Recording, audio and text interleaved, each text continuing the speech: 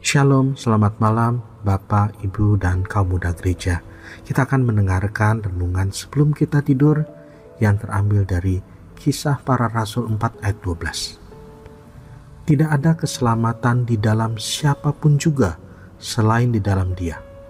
Sebab di bawah kolong langit ini tidak ada nama lain yang diberikan kepada manusia yang olehnya kita dapat diselamatkan. Dan tema malam hari ini adalah keselamatan hanya ada dalam Yesus.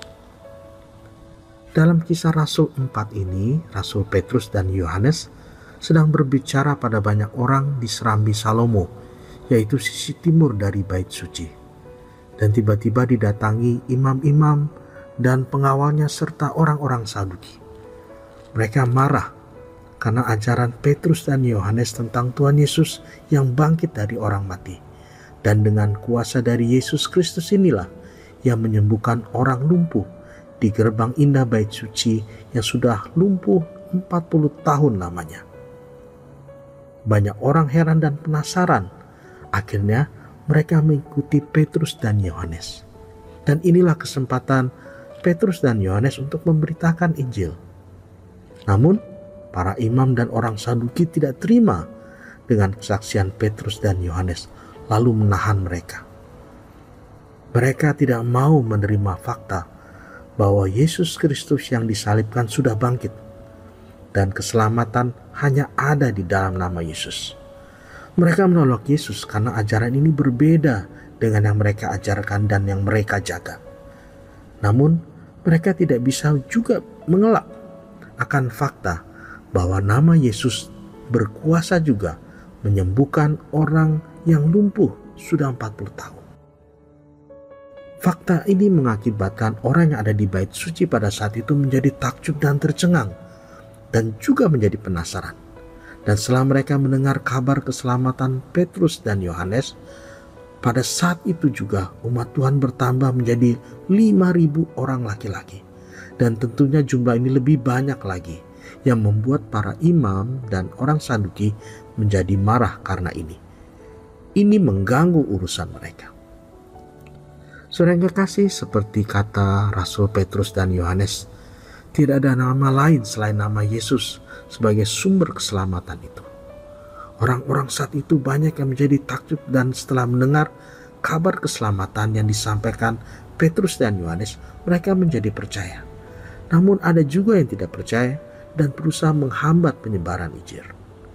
Dengan menangkap Petrus dan Yohanes serta mengadili mereka, namun mereka tidak menemukan kesalahan, dan mereka juga tahu fakta bahwa ada kuasa Tuhan yang sudah nyata menyembuhkan orang lumpuh. Sesuatu yang mustahil terjadi, tetapi kuasa di dalam nama Tuhan Yesus telah terbukti menyembuhkan. Akhirnya Petrus dan Yohanes bebas karena para imam dan orang Saduki melihat fakta. Tidak ada alasan untuk menahan mereka. Dan juga mereka takut pada orang banyak, karena orang banyak itu ikut memuliakan Tuhan. Kita sebagai orang percaya dengan hati dan mulut berkata bahwa Yesus Kristus adalah Tuhan dan tidak ada keselamatan selain dalam nama Yesus. Hanya dalam nama Yesus Kristus Tuhan ada keselamatan.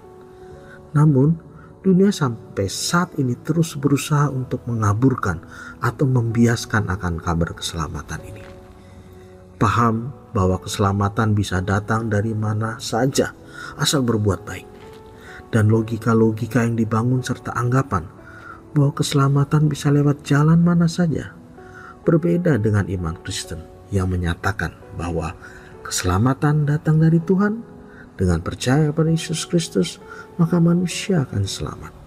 Bukan karena usaha manusia, tetapi karena kasih karunia Tuhan.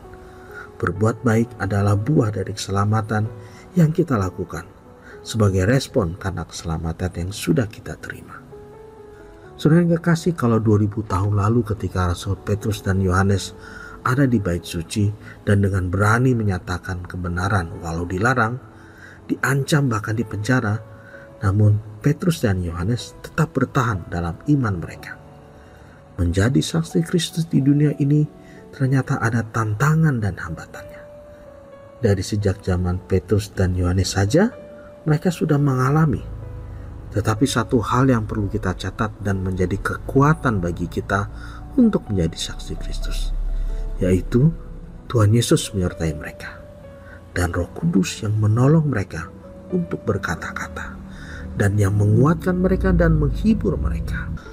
Menjadi saksi Kristus yang menyatakan hanya dalam nama Yesus ada keselamatan, akan ada tantangan dan juga hambatan. Tetapi ketahuilah bahwa Tuhan Yesus menyertai kita. Amin.